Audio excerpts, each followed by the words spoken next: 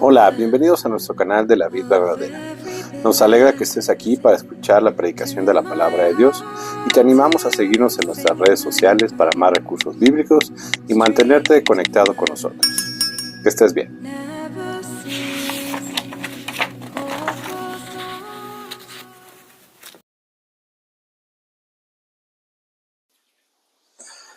Muy bien. Es el tiempo de la exposición de la palabra. Vamos a ir a Gálatas. Vamos a continuar con esta serie de exposiciones en esta carta. Y el día de hoy nos toca ver Gálatas 1, versículos del 6 al 10. He titulado esta predicación con esta pregunta: ¿hay otro evangelio? Y vamos a dar lectura. Vamos a leerlo todos juntos. Gálatas 1, versículos del 6 al 10. Todos juntos. Estoy maravillado de que tan pronto os hayáis alejado del que os llamó por la gracia de Cristo para seguir un evangelio diferente. No que haya otro, sino que hay algunos que os perturban y quieren pervertir el evangelio de Cristo. Mas si aún nosotros o un ángel del cielo os anunciara otro evangelio diferente del que os hemos anunciado, sea anatema. Como antes hemos dicho, también ahora lo repito: si alguno os predica diferente evangelio del que habéis recibido, sea anatema. Pues, ¿busco ahora el favor de los hombres o el de Dios? ¿O trato de agradar a los hombres? Pues si todavía agradara a los hombres, no sería siervo de Cristo. Amén. Voy a hacer una pequeña oración para iniciar. Alabado Señor y Padre, que en este momento esta predicación traiga honra y gloria a ti. Que seamos consolados, edificados y exhortados, Señor, por medio de tu palabra, para tu honra y gloria. Porque todo lo pido, Señor, en el nombre santo de tu Hijo amado, nuestro Señor Jesucristo. Amén. Muy bien.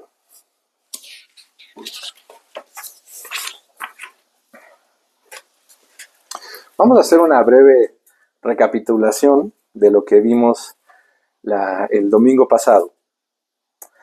Y el domingo pasado iniciamos con una pregunta. Fue: ¿cómo saber cuál es el verdadero evangelio?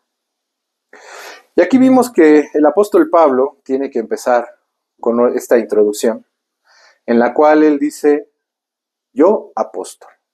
Tenía que defender su apostolado debido a la situación en la que se encontraban las iglesias de Galacia, que había quienes estaban poniendo en duda quién era él y, más de esto, cuál era su mensaje. Y él tiene que dejar en claro que él fue escogido por Cristo mismo, Cristo resucitado, el Cristo quien es el verdadero profeta de Dios. Fue enseñado por él y enviado por él. Entonces su mensaje tiene la autoridad divina. Y este mensaje consistía de varios elementos. Vimos que ¿qué nos daba nuestro Dios en este mensaje? Primeramente, gracia y paz. ¿Quién nos los daba? El Dios Trino. ¿Qué hizo? Esto es muy importante, central en el mensaje. Vimos que se dio a sí mismo en sacrificio. Y para esto me gustaría que retomáramos lo que confesamos acerca de esto. Confesamos que el único mediador entre Dios y nosotros nació bajo la ley y la cumplió perfectamente. Padeció inmediatamente los más crueles tormentos en su alma y los más dolorosos sufrimientos en su cuerpo. Fue crucificado y murió, fue sepultado y permaneció bajo el poder de la muerte, pero no vio corrupción. Al tercer día resucitó de entre los muertos, con el mismo cuerpo en el que sufrió. con el cual también ascendió al cielo, y allí está sentado a la diestra de su Padre, intercediendo. Y al final del mundo retornará para juzgar a los hombres y a los ángeles. El Señor Jesús, por su perfecta obediencia y sacrificio de a sí mismo, el cual ofreció a Dios una sola vez por el eterno Espíritu. Ha satisfecho completamente la justicia de su Padre y ha comprado para todos aquellos que el Padre le había dado, no solo la reconciliación, sino también una herencia eterna en el reino de los cielos. ¡Wow! Eso es lo que confesamos acerca del sacrificio de nuestro Señor Jesucristo. Y no solamente eso, tenemos la razón de ese sacrificio. Vimos también que, ¿qué hizo? El sacrificio, sí, ¿por qué? Por nuestros pecados. Para librarnos de este presente siglo malo, y vimos lo que eso significaba. Y nada más quiero recapitular acerca de la cuestión del pecado. Porque pareciera ser que a veces el pecado es tomado como la limitante, ¿no?, que no me permite cumplir con el propósito de Dios para mi vida. Puede ser. Muchos dicen. Muchos han dicho que en el pleno siglo XXI no se le puede decir a las personas acerca de que son pecadores. No se puede mencionar la palabra pecado, porque no la entiende. Claro, nadie le gusta que le digan que es pecado. Pero a la luz de la revelación, vemos que estamos muertos en delitos y pecados. Y no solamente esto, sino que estamos en una condición de pecado. ¿Y qué es esto? ¿Qué confesamos acerca de lo que es el pecado? El pecado es cualquier falta de conformidad con la ley de Dios o transgresión de ella. Conocemos a la luz de la palabra, a la luz de la ley de Dios, nuestro pecado. Por eso, cuando tuvimos la lectura de confesión de pecado, ¿qué leímos? Éxodo 20. Ahí es como sabemos nuestro pecado. En eso consiste el pecado, pero ¿en qué condición nos dejó? En esta condición pecaminosa y de miseria. ¿Y qué entendemos por pecaminosa? La pecaminosidad de aquel estado en que cayó el hombre consiste en la culpa del primer pecado de Adán, la carencia de justicia original y la corrupción de toda su naturaleza, lo cual es comúnmente llamado pecado original, junto con todas las transgresiones que proceden de este. Pecamos porque somos pecadores.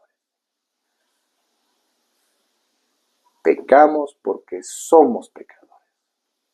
No porque pecamos quiera decir tomé solamente malas decisiones, que a veces se escucha así.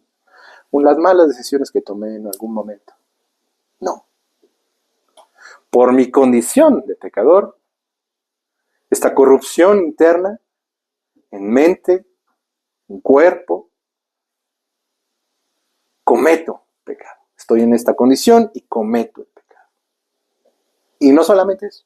No solamente es una cuestión interna del hombre, sino también es una cuestión de miseria, también externa al hombre, en la cual confesamos que debido a la caída, toda la raza humana perdió la comunión con Dios. Está bajo su ira y maldición y expuesta a todas las miserias de esta vida, a la muerte misma y a los sufrimientos del infierno para siempre. Claro, por eso a nadie le gusta escuchar esto. Pero no es lo que uno quiera hablar, sino que lo que la Escritura dice. Por eso en el principio, en esta exhortación que tenemos del apóstol Pablo, va a ser tan enérgico, porque no está poniéndose en duda un comentario más, una doctrina secundaria en la cual todos podamos de alguna forma estar de acuerdo o no. Es una doctrina central, la del mismo Evangelio, La misma razón por la que podemos ser salvos está poniéndose en duda, en juego. Y eso es importante para nosotros, como también lo fue para las iglesias de Galacia. También vimos quién toma la iniciativa. Vimos que fue quién. Dios. Si hemos visto que estamos en esta condición en la que nadie busca a Dios, no queremos saber de Dios, aborrecemos a Dios. ¿Quién toma la iniciativa? Dios mismo. La dimensión del amor toma un significado diferente.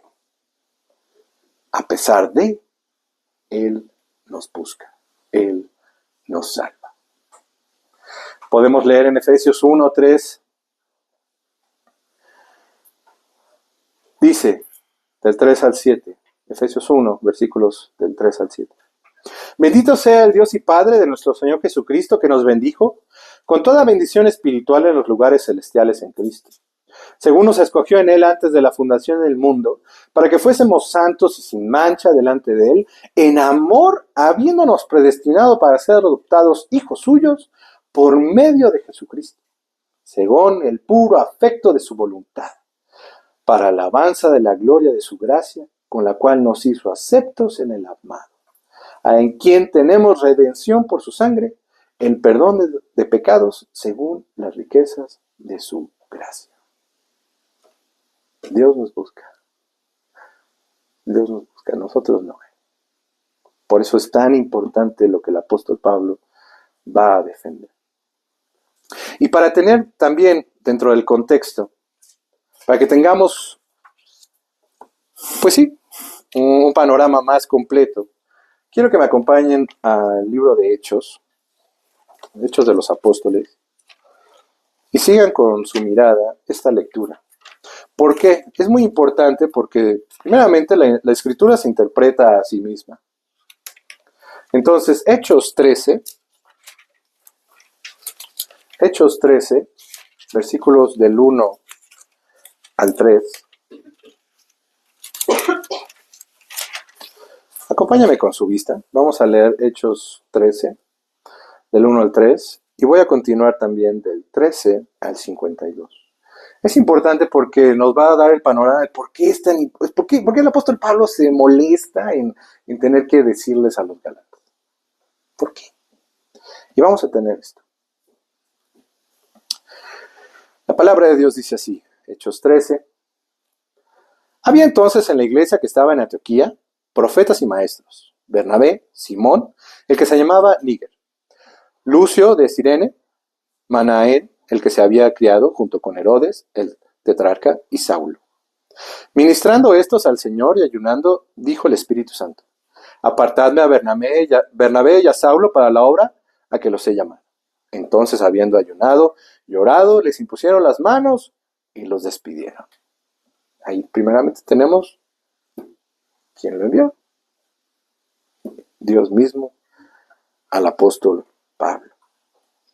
Tenemos luego en versículo 13 al 52. Habiendo zarpado de Pafos, Pablo y sus compañeros arribaron a Perge de Panfilia, pero Juan, apartándose de ellos, volvió a Jerusalén.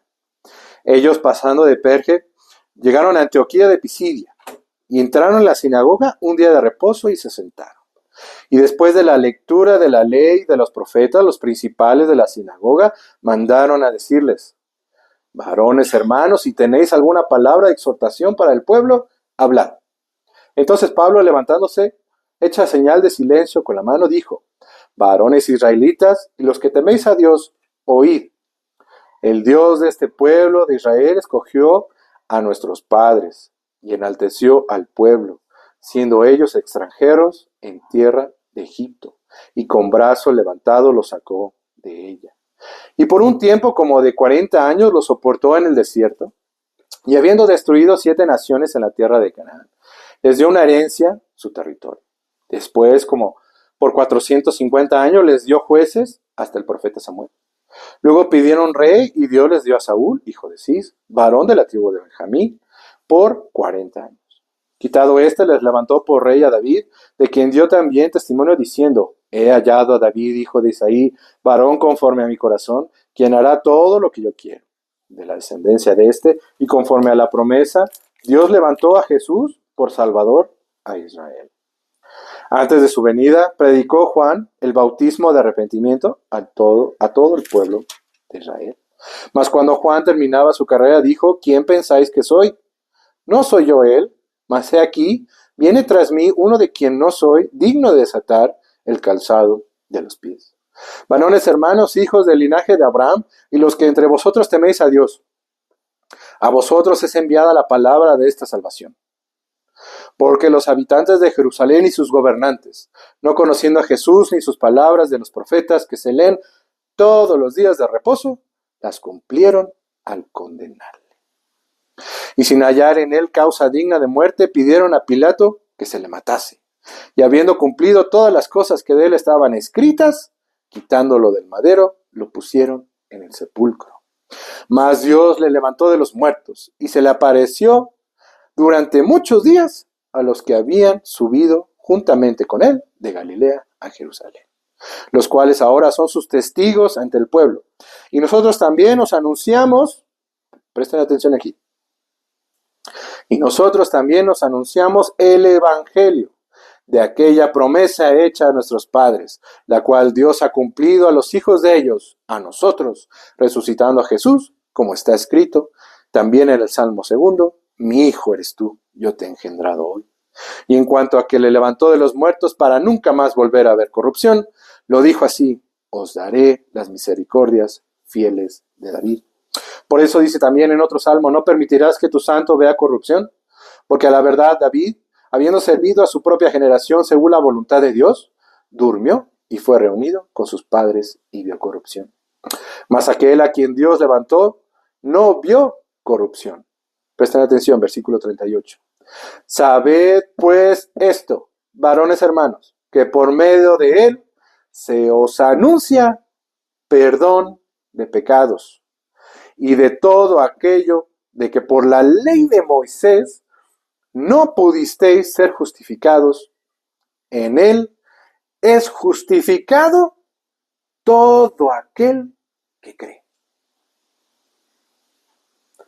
Mirad pues, no venga sobre vosotros lo que está dicho en los profetas. Mirad, oh menospreciadores, y asombraos y desapareced. Porque yo hago una obra en vuestros días, obra que no creeréis, si alguien os lo contare. Cuando salieron ellos de la sinagoga de los judíos, los gentiles les rogaron que el siguiente día de reposo les hablasen de estas cosas. Y despedida la congregación, muchos de los judíos y de los prosélitos piadosos siguieron a Pablo y a Bernabé, quienes hablándoles, les persuadían a que perseverasen en la gracia de Dios. El siguiente día de reposo se juntó casi toda la ciudad para oír la palabra de Dios. Pero viendo los judíos la muchedumbre, se llenaron de celos y rebatían lo que Pablo decía, contradiciendo y blasfemando. Entonces Pablo y Bernabé, hablando con de nuevo, dijeron: a vosotros, a la verdad, era necesario que os hablase primero la palabra de Dios. Mas puesto que la desecháis, no os juzgáis dignos de la vida eterna. He aquí, nos volvemos a los gentiles. Porque así nos ha mandado el Señor, diciendo: te he puesto para luz de los gentiles, a fin de que seas para salvación hasta lo último de la tierra. Los gentiles, oyendo esto, se regocijaban y glorificaban la palabra del Señor, y creyeron todos los que estaban ordenados para vida eterna. Y la palabra del Señor se difundía por toda aquella provincia, pero los judíos instigaron a mujeres piadosas y distinguidas y a los principales de la ciudad, y levantaron persecución contra Pablo y Bernabé, y los expulsaron de sus límites. Ellos entonces, sacudiendo contra ellos el polvo de sus pies, llegaron a Iconio, y los discípulos estaban llenos de gozo y del Espíritu Santo. Voy a continuar, capítulo 14. Aconteció en Iconio que entraron juntos en la sinagoga de los judíos y hablaron de tal manera que creyó una gran multitud de judíos y asimismo de griegos. Mas los judíos que no creían, excitaron y corrompieron los ánimos de los gentiles contra los hermanos. Por tanto, se detuvieron allí mucho tiempo, hablando con denuedo, confiados en el Señor, el cual daba testimonio a la palabra de su gracia, concediendo que se hiciesen por las manos de ellos, señales y prodigios. Y la gente de la ciudad estaba dividida. Unos estaban con los judíos y otros con los apóstoles. Pero cuando los judíos y los gentiles, juntamente con sus gobernantes, se lanzaron a afrentarlos y apedrearlos. Y habiéndolo sabido, huyeron a Listra y Derbe, ciudades de Licaonia y a toda la región circunvecina. Y allí predicaban el evangelio. Y cierto hombre de Listra, estado sentado y posibilitado de los pies, cojo de nacimiento, que jamás había andado, esto oyó hablar a Pablo, el cual fijando en él sus ojos y viendo que tenía fe para ser sanado, dijo a gran voz: levántate derecho sobre tus pies. Y él saltó y anduvo. Entonces la gente, visto lo que Pablo había hecho, alzó la voz, diciendo en lengua licaónica: dioses bajo la semejanza de hombres han descendido a nosotros. Y a Bernabé llamaban Júpiter y a Pablo Mercurio, porque este era el que llevaba la palabra. Y el sacerdote de Júpiter cuyo templo estaba frente a la ciudad, trajo toros y guirnaldas delante de las puertas, y juntamente con la muchedumbre quería ofrecer sacrificios. Cuando lo oyeron, los apóstoles Bernabé y Pablo rasgaron sus ropas y se lanzaron contra la multitud, dando voces y diciendo: varones, ¿por qué hacéis esto? Nosotros también somos hombres semejantes a vosotros, que os anunciamos que de estas vanidades os convirtáis al Dios vivo, que hizo el cielo y la tierra, el mar y todo lo que en ellos hay. En las edades pasadas Él ha dejado a todas las gentes andar en sus propios caminos, si bien no se dejó a sí mismo sin testimonio, haciendo bien, dándonos lluvias del cielo y tiempos fructíferos, llenando de sustento y de alegría nuestros corazones. Y diciendo estas cosas, difícilmente lograron impedir que la multitud les ofreciese sacrificios. Entonces vinieron unos judíos de Antioquía y Iconio, que persuadieron a la multitud, y habiendo apedreado a Pablo, nuevamente, persecución, le arrastraron fuera de la ciudad pensando que estaba muerto. Pero rodeándole los discípulos, se levantó y entró en la ciudad, y al día siguiente salió con Bernabé para Derbe. Y después de anunciar, ¿qué? El evangelio a aquella ciudad y de hacer muchos discípulos, volvieron a Listra, Iconio y Antioquía, confirmando los ánimos de los discípulos, exhortándoles a que permaneciesen en ¿qué? En la fe, diciéndoles: es necesario que a través de muchas tribulaciones entremos en el reino de Dios. Y constituyeron ancianos en cada iglesia, y habiendo orado con ayunos, los encomendaron al Señor, en quien habían creído. Entonces, amén, palabra del Señor. Entonces tenemos todo este contexto, porque es importante. Vamos a ver la intención del apóstol Pablo en estos nuevos versículos que vamos a ver el día de hoy. Entonces, ya teniendo todo esto, ¿cómo ven que el apóstol Pablo empieza? Versículo 6 de Gálatas 1. Gálatas 1, versículo 6. Estoy maravillado. En otras traducciones, horrorizado, de que tan pronto os hayáis alejado del que os llamó por la gracia de Cristo, para seguir un evangelio diferente. No que haya otro, sino que hay algunos que os perturban. En una traducción dice: engañan. Vimos en Hechos la intencionalidad de los judíos. Esta secta de los judaizantes, de estos fariseos. Vamos a hablar de ellos. Que engañan, que perturban. Y quieren, ahí está la intencionalidad, quieren pervertir, distorsionar el evangelio de Cristo. Entonces, en estos primeros versículos tenemos que la gran preocupación pastoral del apóstol Pablo por la iglesia. por la iglesia. Va a tener un resultado el oír un evangelio diferente. ¿Cuál es este resultado? Que rechazamos a Dios mismo. Nos alejamos de Él. Él nos ha llamado por su palabra, por su espíritu. Nos ha llamado a seguirle. Y cuando en la vida cristiana nos desviamos, para seguir un evangelio diferente, es como si lo rechazáramos a Él. Sin embargo, también no solamente vemos la preocupación pastoral del apóstol Pablo al sacudirnos y llamarnos la atención, sino que también vemos la intención de los falsos maestros. Vamos a ver este contraste. Los falsos maestros van a estar motivados por ¿qué? Una genuina intención de desviar. Quieren desviar al pueblo de Dios. Y no solamente eso, sino impedir que otros lleguen al conocimiento.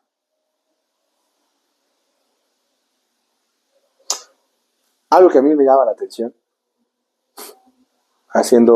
preparando para este mensaje. Yo no sabía, pero aquí en México, debido al censo de población que se tuvo en el 2020, hay unos datos que vale la pena retomar, porque pareciera ser que pensamos que somos ajenos a lo que está sucediendo en nuestro país, y no es cierto. Tenemos que en este censo, de una población total de 126 millones de mexicanos, 97.8 millones son católicos romanos. 14.1 millones de habitantes, millones de mexicanos, son protestantes diagonal cristiano evangélico. Uno diría, está bien, vamos bien, ¿no? ¿Pero qué creen?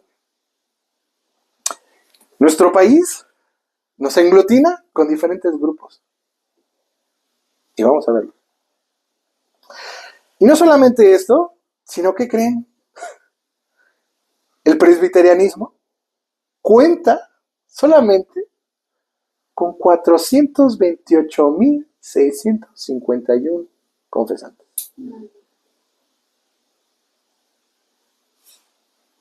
Esto es para llamar nuestra atención.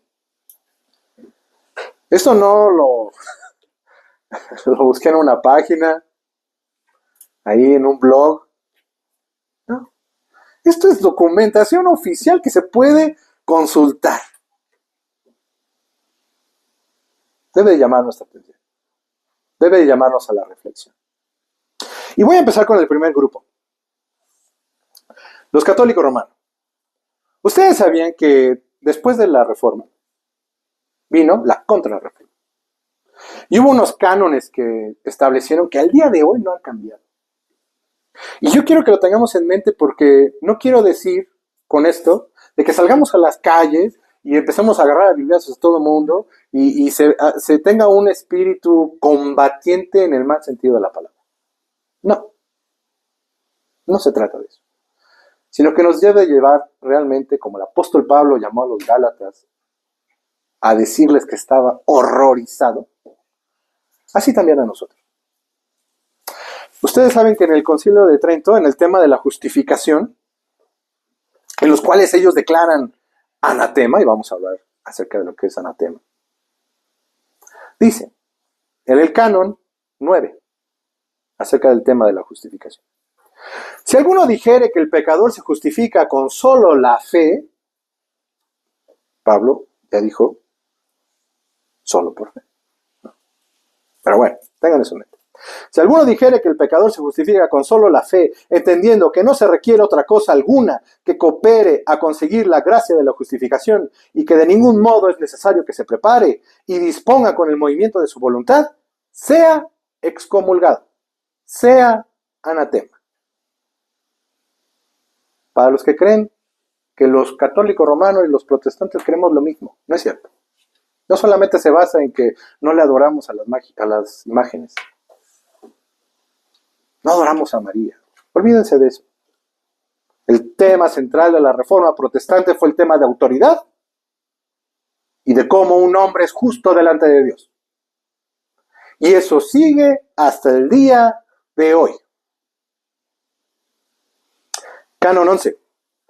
Si alguno dijere que los hombres se justifican o con sola la imputación de la justicia de Cristo, o con solo el perdón de los pecados, excluida la gracia y caridad que se difunde en sus corazones y queda inherente en ellos por el Espíritu Santo, o también que la gracia que nos justifica no es otra cosa que el favor de Dios, sea excomulgado. Niega todo lo que hemos leído hasta ahora. Los que profesan el catolicismo romano. Y aquí no quiero que se vuelva una situación como ya lo mencioné, salgamos a las calles. Empecemos con nuestros círculos más cercanos. Tenemos familiares, amigos, que están en esto. Es la gracia del Evangelio lo que se les está negando. Siguiente. Canon 12, perdón. Si alguno dijere que la fe justificante no es otra cosa que la confianza en la divina misericordia, que perdona los pecados por Jesucristo, o que solo aquella confianza es la que nos justifica, sea excomulgado. Estas enseñanzas no han cambiado. Sí, después del Concilio Vaticano II, muchas cosas se hicieron más, cambiaron su lenguaje. Pero la doctrina fundamental del catolicismo romano no ha cambiado. No ha cambiado. Es de llamarnos a la reflexión. Segundo, ¿qué también tenemos en las iglesias protestantes, diagonal, evangélicas? ¿Sí sabían que nos comparan o nos aglutinan con los mormones? ¿Con los testigos de Jehová? Con todo el respeto que se merecen, son herejes. Niegan la doctrina de la Trinidad. Y nos aglutinan con ellos. Y podemos decir, somos 14 millones. No. No. Y vamos a hablar de esto. Dentro de estas iglesias evangélicas, ¿qué tenemos ahorita muy presente? Por ejemplo, el Evangelio de la Prosperidad. Latente en todos lados. ¿Qué enseña? Que Jesús compró los beneficios de la salvación para esta vida. O sea, hace una prosperidad física, material y financiera. Una herencia en el presente. Dar para recibir. Tú das 100, vas a recibir 1000. O la última, decláralo y reclámalo. Yo declaro bendición. No declaro nada. Uno pide humildemente, conforme a la voluntad de Dios, por la mediación del Hijo. Podemos acercarnos y orar a nuestro Padre y pedir por las buenas cosas de esta vida. Sí podemos, claro. El Señor nos enseña a orar, pero no declaramos. No reclamamos.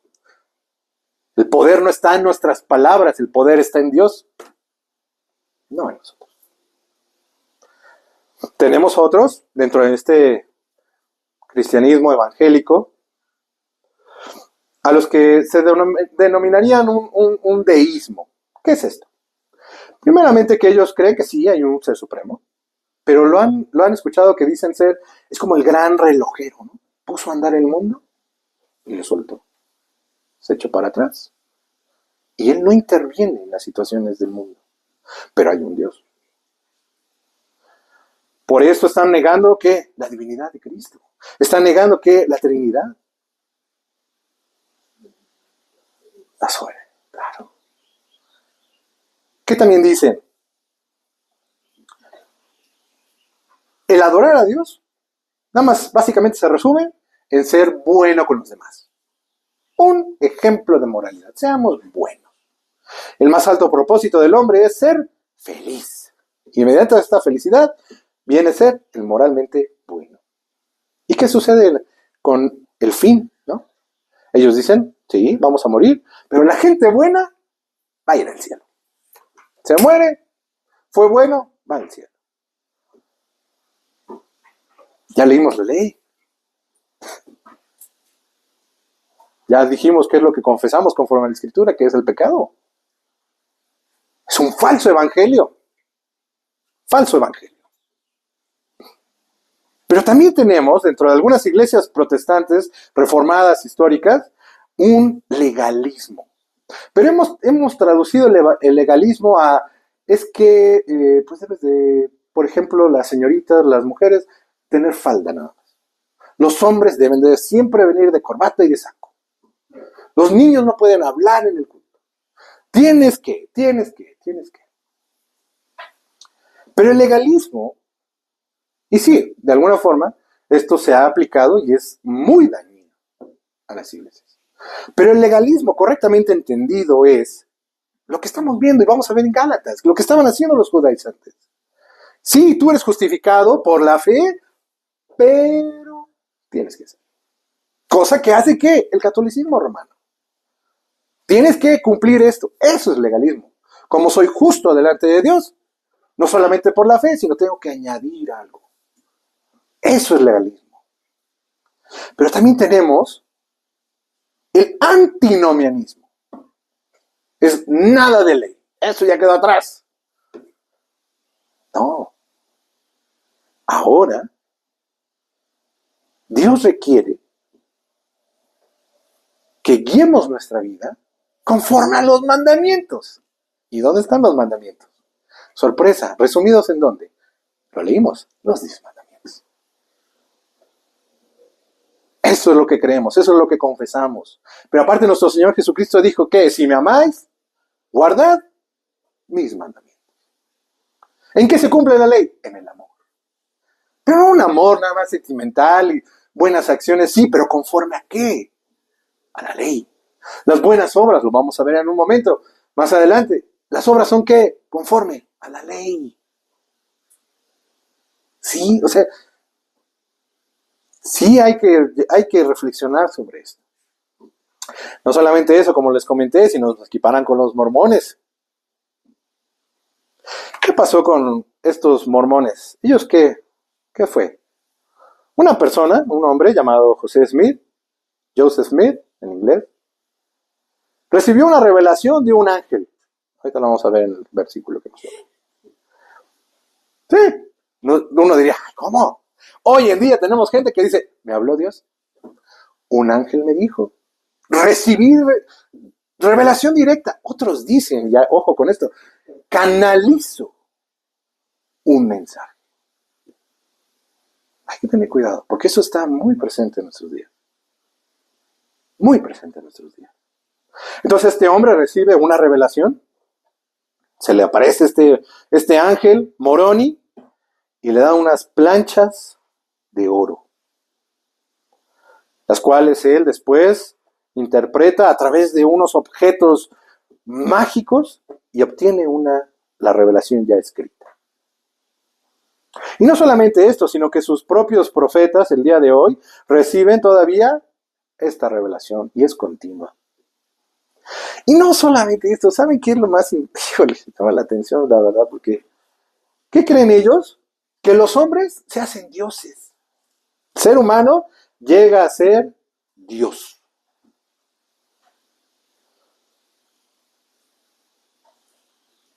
¿Qué vemos en Génesis? ¿Cómo creó Dios al hombre de la mujer? Del polvo de la tierra. Para hacernos entender que no somos Dios, ni llegaremos nunca a ser Dios, somos criatura. No solamente esto, sino que también ellos dicen que nuestro espíritu es preexistente. Génesis dice, creó al hombre del polvo de la tierra y ¿qué? Le dio el aliento de vida. En ese momento. No antes, no preexistimos. Pero estos que se dicen ser cristianos en nuestro México, que nos aglutinan con ellos, dicen, somos preexistentes. Y lo más triste también, si ya de por sí es triste, más triste. La expiación y vida después de la muerte. Cristo solamente murió para darnos una resurrección de todas las personas y ya, no murió por nuestro pecado. Nosotros diríamos, ellos, ¿no? Ellos, no. Acuérdense, es por gracia. Nuestro sentimiento, nuestra emoción, nuestro pensar nunca debe de ser, yo sí. No, al contrario, Él tuvo gracia de mí. Y que esta iglesia, esta misión, se enfoque en realmente predicar ese evangelio de la gracia. Por eso es tan importante. Y ya por último, de este gran resumen con los cuales nos aglutina. Testigos de Jehová. Básicamente ellos dicen, solo el Padre es Dios. Niegan la Trinidad, la doctrina de Cristo y la personalidad de Cristo, del Espíritu Santo, perdón. No hay más. No son cristianos con nosotros. Y por último, no hay castigo eterno. Aquí a manera de aplicación a todo esto que hemos hablado ahorita, primeramente debemos de orar y agradecer y apoyar a los pastores dentro de su propio presbiterio, de nuestra propia denominación, pero también de otras denominaciones, orar por ellos, de que aquí en esta zona metropolitana y en México se predique verdaderamente el Evangelio de la gracia. Dar gracias por los que hacen esta labor, pero también nosotros estar pendientes de escuchar, de estar siempre atentos a lo que escuchamos en nuestros compañeros, amigos, familiares. Perdón. Porque eso puede influir también en nosotros. Y no debe ser así. Todo a la luz de la palabra de Dios. Segundo punto. Como ya vimos ahorita, esta preocupación del apóstol Pablo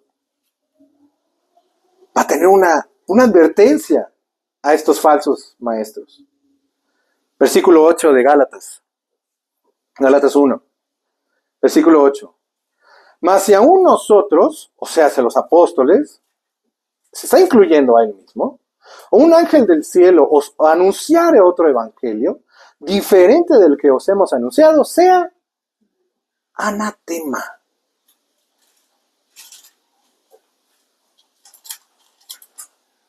Como antes hemos dicho, también ahora lo repito, si alguno os predica diferente evangelio del que habéis recibido, sea anatema. Por segunda vez lo dice el apóstol Pablo. Este énfasis que pone sobre estos que enseñan el falso evangelio. No es cualquier cosa, por eso vemos, ya lo vimos en el libro de Hechos, por eso esa intención al apóstol Pablo, por eso se lee su pasión por qué está sucediendo, Gálatas, y a la distancia de nosotros. Aquí, en esta misión, y en las iglesias aquí. ¿Qué están predicando? ¿Qué están enseñando? Y si enseñan un evangelio diferente, sea anatema. En el Antiguo Testamento, a veces, como siempre lo he dicho, lo he tratado de decir, decimos, el Antiguo Testamento no tiene nada que ver con nosotros. Nada que ver. Pero nada más quiero que vean lo que sucede o lo que Dios dice acerca de los falsos maestros. Vamos a Jeremías 23. Jeremías 23. Versículos del 9 al 40. Jeremías 23.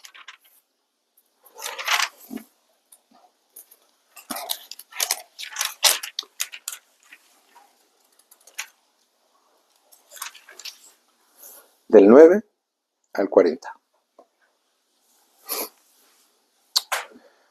Dice, acuérdense que el pueblo de Israel se rebela contra Dios, cae en la idolatría,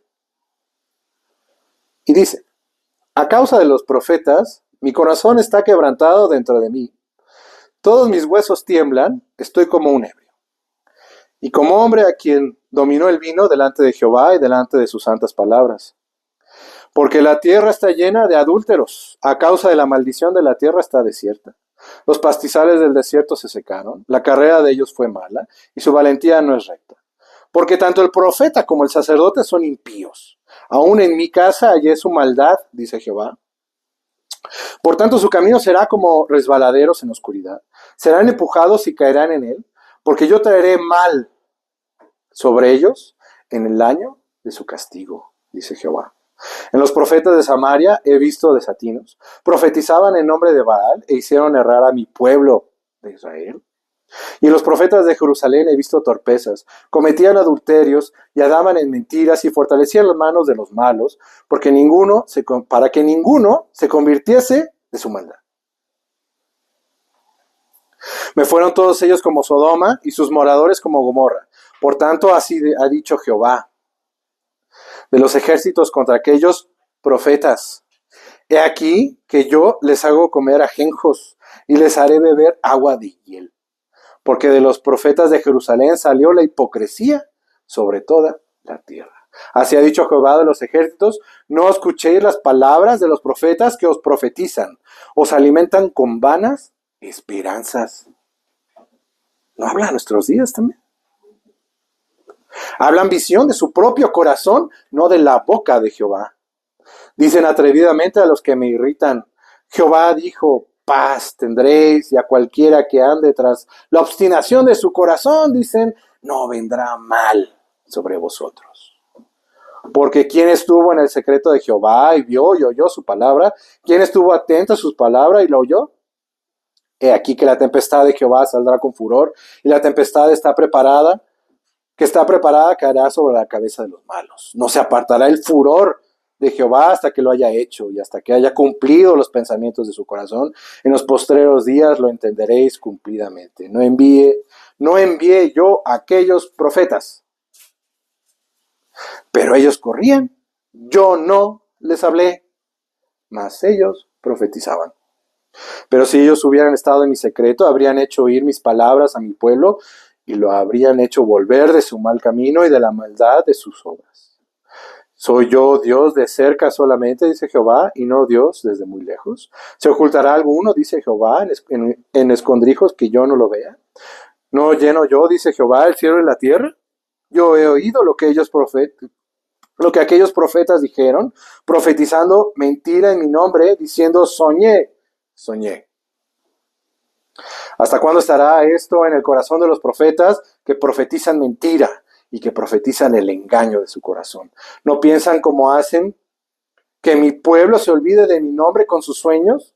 ¿Que cada uno cuenta a su compañero el modo en que sus padres se olvidaron de mí, de mi nombre por Baal? El profeta que tuviera un sueño, cuente el sueño, y aquel a quien fuere mi palabra, cuente mi palabra verdadera. ¿Qué tiene que ver la paja con el trigo? Dice Jehová.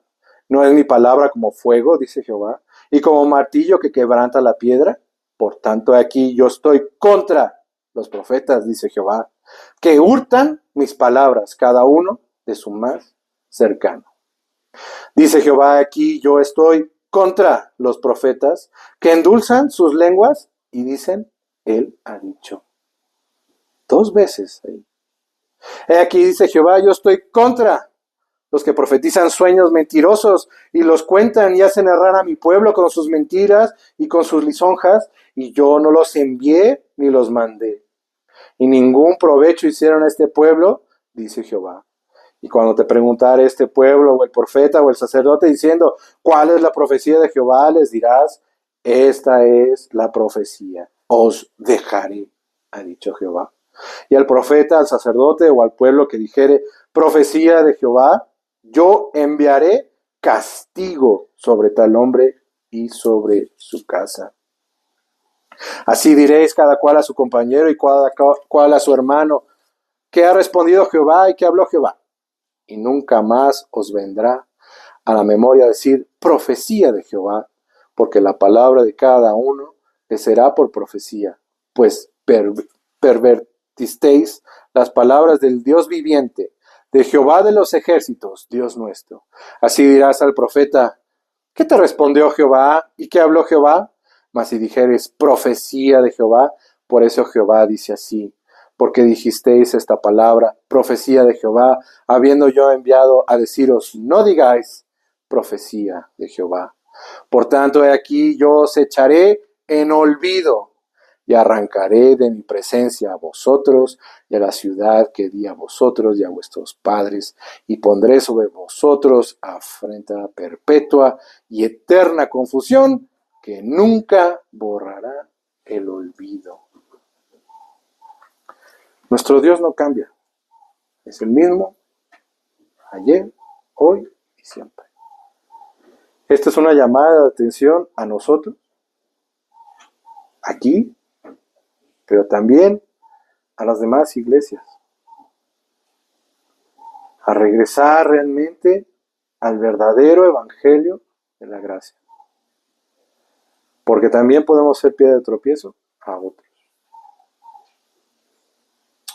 Y ya por último, vimos primeramente esta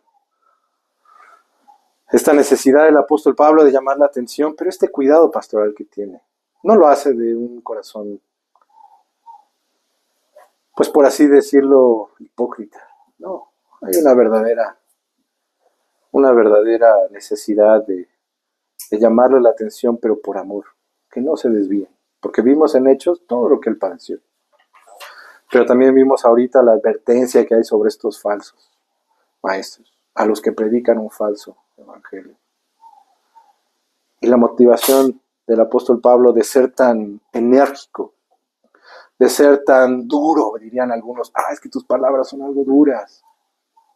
Dice versículo 10, Gálatas 1, versículo 10. Pues busco ahora el favor de los hombres o el de Dios.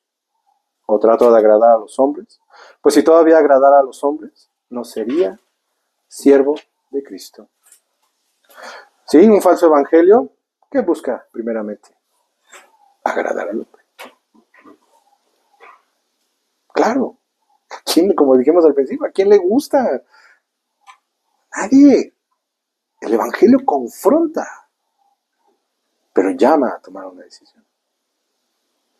Y los que enseñan un falso evangelio, aunque la gente esté tranquilita, me apoye, me dé, obtenga, ellos están tranquilos, yo tranquilo, les doy un mensaje terapéutico, ¿no? Emocional, se sientan bonitos, salgan y digan, qué bonito me sentí hoy, con eso. ¿Y cuánto se está predicando eso el día de hoy? Y tenemos la contraparte. Así como el apóstol Pablo, los que predican verdaderamente el mensaje de la gracia, ¿son qué? Perseguidos. Perseguidos. Y puede ser que dentro de una misma iglesia, dentro de una misma denominación, puede ser. Pero él dice, ¿a quién voy a agradar? ¿A los hombres o a Dios? Él habiendo sido escogido por Cristo mismo, llamado, rescatado, habiendo experimentado esa gracia, porque él era uno de los que estaban persiguiendo también, antes de ser rescatado por Cristo. Él dice, no, él es siervo de Dios. Él es siervo de Cristo. Y todo lo que vimos en Hechos que sufrió, y todavía falta, lo hace por amor a su Señor. Que así seamos también nosotros. Puede ser que lleguemos a hacer una misión pequeña, no importa. Pero que tengamos en nuestro corazón y la conciencia de que tratamos, hicimos lo posible de predicar verdaderamente el Evangelio de la gracia. Porque así se nos dio y así también damos. Vamos a orar. Alabado Señor y Padre, alabado seas, glorificado seas sobre todas las cosas, Señor. Hemos sido consolados, pero muy exhortados, Señor. Nos has llamado la atención. No solamente a nosotros, Señor, sino a los que creemos en ti. Porque estaba en las iglesias de Galacia dándose este falso evangelio por parte de estos hombres judaizantes que querían volver a la esclavitud, Señor. Pero tú nos has llamado a libertad. Tú nos has llamado al verdadero evangelio de la gracia, Señor. Y la hemos experimentado realmente. Padre, que primeramente no sea en nuestro corazón el pensamiento, yo sí tomé la mejor decisión. No. Si hemos creído, Señor, ha sido porque tú así has querido. Desde antes de la fundación del mundo, tú nos has amado en tu Hijo amado. en Él y solamente en Él, Señor. Porque nosotros lo único que traemos es nuestro pecado. Y Padre, con esa confianza de saber que somos justos delante de ti, solamente en los méritos de tu Hijo amado y que recibimos por la fe, que podamos, Señor, compartir con nuestros conocidos, amigos, y que desde esta misión, Señor, quien quiera que predique, Señor, no predique otra cosa que el Evangelio de la gracia. Porque hemos oído, Señor, lo que tú dices acerca de los falsos maestros, acerca de los falsos profetas, que según hablan por ti, hablan por parte de ti. No, Señor. Tú has levantado hombres, Señor, maestros, para que enseñen tu palabra, la cual es suficiente, la cual no tiene errores, Señor, ni puede errar, la cual, Señor, tú diste por inspiración, Señor. Gracias, gracias, Señor, y que seamos ese tipo de misión, ese tipo de iglesia, Señor. Que podamos mostrar la gracia, que podamos predicar la gracia, que podamos nosotros vivir la gracia, unos con otros, Señor. Gracias, Padre. Porque todo lo pedimos y te damos gracias solamente en el maravilloso nombre de tu Hijo amado, nuestro Señor Jesucristo. Amén.